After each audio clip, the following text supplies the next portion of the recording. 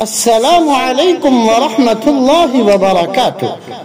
کل یوم عاشوراء ہے، کیا ہم تیار ہیں؟ آج وہ دن ہے جو ہمیں کل کی عظیم قربانی کی یاد دہانی کراتا ہے، یعنی کربلا۔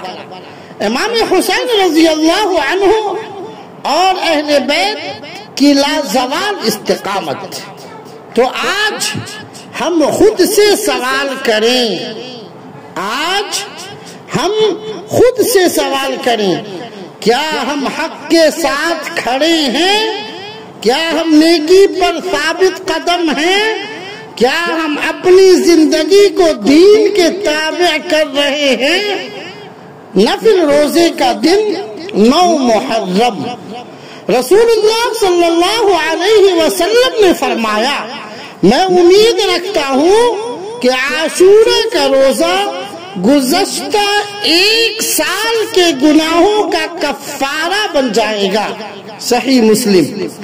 لیکن آپ صلی اللہ علیہ وسلم نے ساتھ میں یہ بھی ارشاد فرمایا کہ اگر میں اگلے سال زندہ رہا تو میں 9 محرم کو بھی روزہ رکھوں گا تاکہ یہود کی مشابہت نہ ہو۔